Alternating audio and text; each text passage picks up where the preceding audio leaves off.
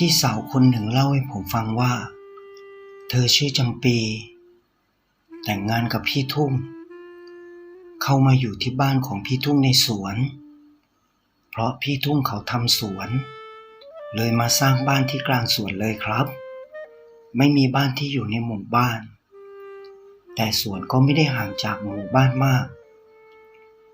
แยกออกมาประมาณไม่ถึงโลตอนแรกก็ไม่มีอะไรแต่แม่ผัวไม่ค่อยชอบเธอเท่าไหร่จะทำอะไรก็เหมือนจะไม่ดีไปหมดจะจับโน่นก็ไม่ได้นี่ก็ไม่ดีทำให้เธออยู่ลำบาก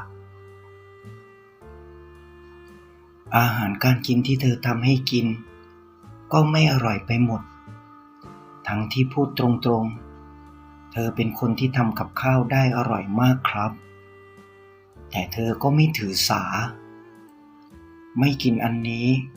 ก็ทำอันใหม่ให้กินถ้าไม่กินพอหิวก็จะกินเองดังนั้นจึงกลายเป็นเรื่องปกติไปครับมาวันหนึ่งแม่ผัวเกิดเจ็บป่วยไข้กระทันหันลืมบอกไปว่าแม่ผัวของเธออายุประมาณ60กว่านอนไข้อยู่แค่วันเดียวก็เสียชีวิตลงอย่างง่ายดายจึงเกิดเรื่องราวที่น่าขนลุกขึ้นในบ้านครับวันหนึ่งขณะที่พี่จำปีกำลังทำกับข้าวอยู่ก็ได้ยินเสียงคนเดินอยู่นอกชานตอนแรกคิดว่าเป็นสามีของเธอแต่พอเงยหน้าขึ้นจากการทำกับข้าวก็เห็นพี่ทุ่งกำลังเดินอยู่ในสวนแต่เสียงเดินในชานบ้านก็ยังได้ยินนะครับเธอรีบชะโงกหน้ามองไปที่นอกชานทันที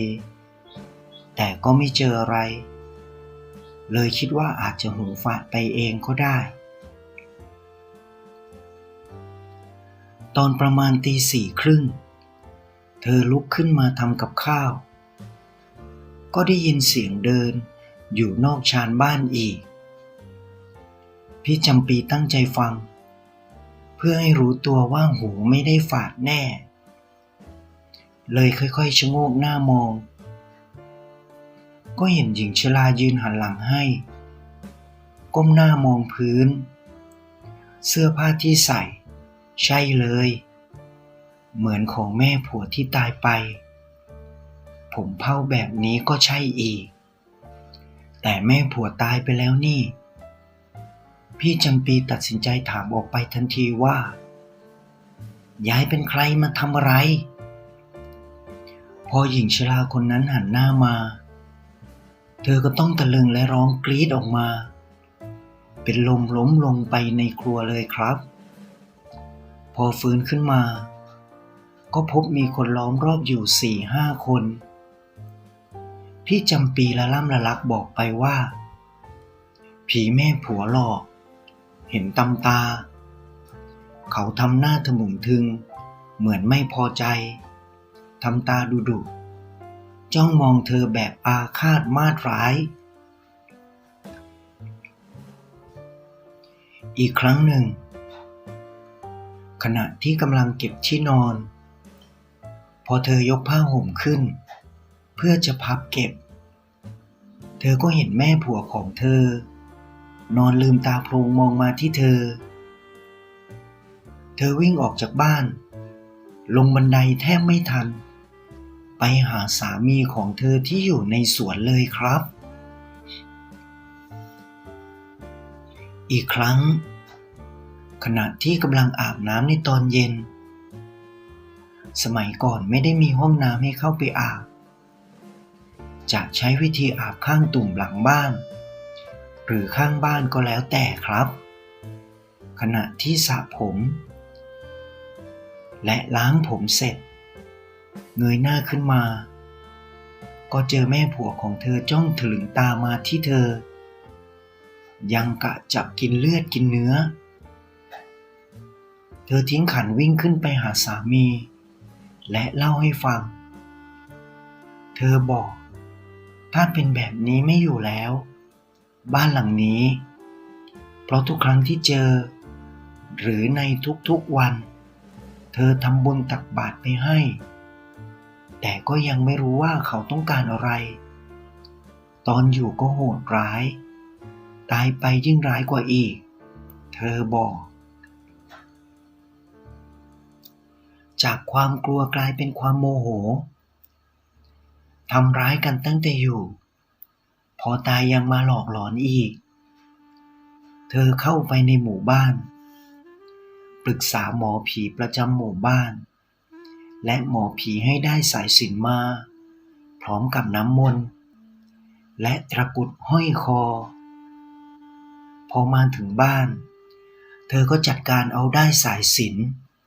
พันรอบบ้านรั้วบ้านก็ไม่เว้น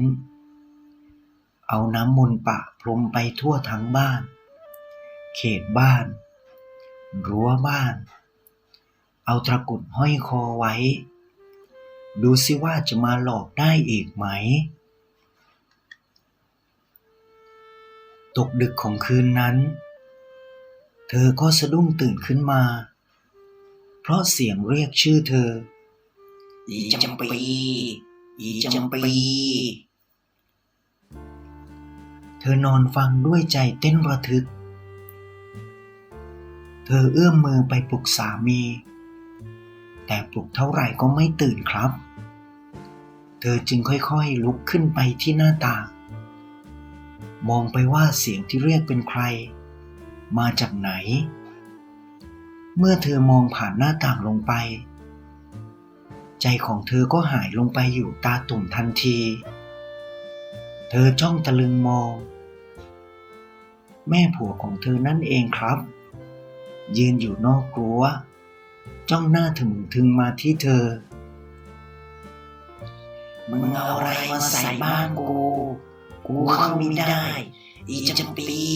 อีจำปีด้วยความโมโหเพราะทนมานานผีก็ผีเธอวะพี่จำปีตะโกนดังๆไปว่าถ้ายังมาหลอกกูแบบนี้อีก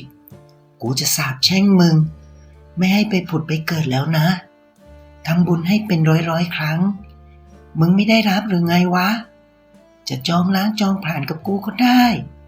ถ้ากูเจอมึงอีกกูจะสาปแช่งมึง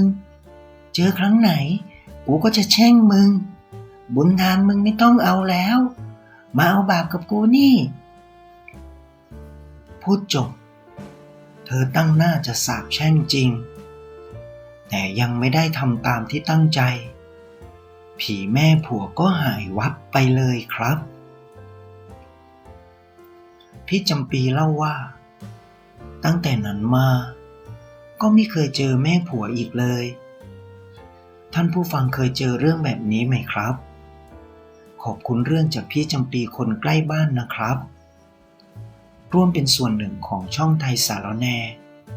กดติดตามได้ที่นี่เลยครับสำหรับวันนี้สวัสดีครับ